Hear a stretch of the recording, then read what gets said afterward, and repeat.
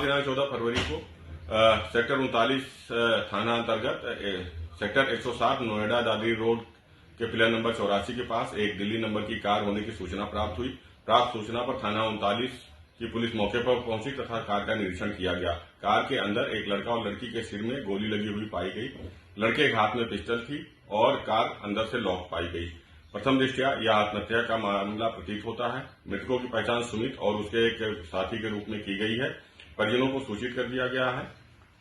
घटना स्थल forensic team द्वारा निरीक्षण किया गया है और 100 का पंचायतनामा भर करके पोस्टमार्टम हेतु भेजा गया है।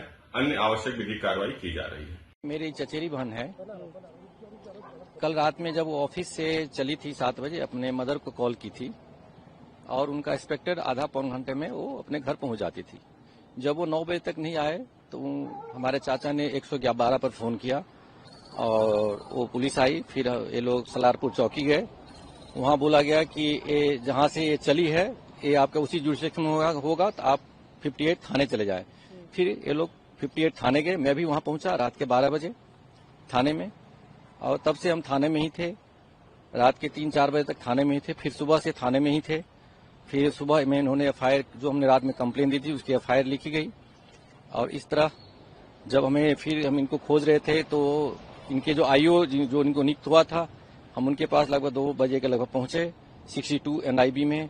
फिर वहां पर उन्होंने बताया कि ऐसे ऐसे डेड बॉडी मिली है, उन्हीं का है, आप सेक्टर 39 चले जाएं। हम लोग 39 आए तो इसकी पुष्टि हुई और फिर हमें भेजा गया है 94 मोर्चरी में, जहां हम लोग अभी रास्ते में जा रहे हैं। कौन था वो लड़का, क्या कोई बात हो रही है? लड़का बहुत दिन से स्टॉकिंग कर रहा था। उसके कारण उसको एक बार बोला भी गया था कि आप नहीं करो, तो उसने एक माफीनामा भी दिया था अपने लिख करके। और हमारे एक बंधु हैं जो जानकार हैं इस फील्ड में, तो उन्होंने उनको बोला था, तो उन्होंने मैसेज करके व्हाट्सएप पे बोला था कि मैं भैया मुझे इस बार छोड़ दो, मैं अब कभी पीछा नहीं करूंगा इनका।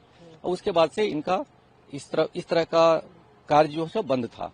और लड़की के बीच में भी लड़की को पूछा गया कि इस तरह का कुछ हो रहा है अब तुम्हारे साथ, तो बोला नहीं अभी कुछ नहीं हो रहा है।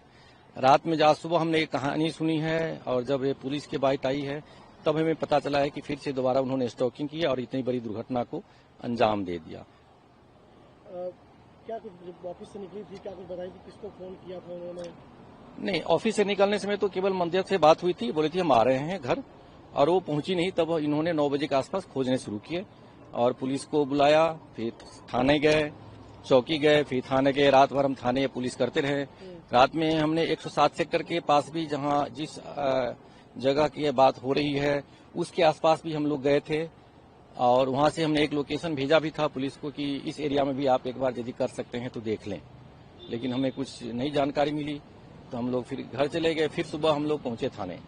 लड़के पक्ष से परिवार ये कह रहा है कि काफी दिन से एक दूसरे के रिलेशन में थे और मिलते जुलते रहते थे। इसके बारे में हमें अभी कुछ जानकारी नहीं है।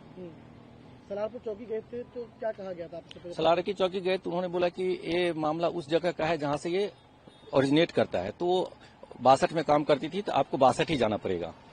तो हमको लोग 62 जिस थाने में लगता है 58 में हम वहां चले गए। सचिन है। क्या लगता है? सुमित जो है मेरा छोटा भाई है, मेरे चाचा का लड़का है। क्या हुआ था, क्या लास्ट बात हुई थी, क्या कुछ पूरी कहानी हुई? देखिए, लास्ट बात तो घर में कुछ ऐसा नहीं था कि बहुत ज्यादा कोई मतलब किसी ने डांटा हो या उसका कोई गुस्सा हो। घर में कोई ऐसी नहीं, घर में सब कुछ नॉर्मल था। कल वो जब निकला है, डेली नॉर्मली जो रूटीन में जो निकलता था, कल भी रूटीन में वो निकला है। और इसके जो लड़की के जो फैमिली वाले हैं, उसका कोई जीजा है जो बाहर आउट ऑफ इंडिया रहता है, वो आईएसडी कॉल करके सुमित की भाभी जो है उसको धमका रहा था कि सुमित जो है लड़की को लेके चले गया है। ओपी गहलोत नाम है मेरा। अंकल जी, एक सुमित नाम का लड़का है, कैसा लड़का था? सुमित को मैं बचपन से जानता हूँ। लड़का बहुत अच्छा था, लिखा पढ़ा लड़का था और उसमें कोई ऐप भी नहीं था। सबसे दुआ सलाम करता था, उसमें किसी तरह की कोई बुराई नहीं थी। हाँ, इस तरह के बच्चे बहुत कम होते हैं। काम उसका बहुत बढ़िया था, नेचर भी अच्छा था, चाल चलन भी अच्छा था, उसमें किसी प्रकार की कोई बुराई नहीं थी। कोई लड़की के बारे में सुना आपने किसी? हाँ, पता चला था कि उसका किसी लड़की से चल रहा है अफेयर वगैरह, और ये लड़के वाले रिश्ता करने के लिए राजी थे। अब बाद में क्या हुआ ये तो ऊपर वाला ही जाने।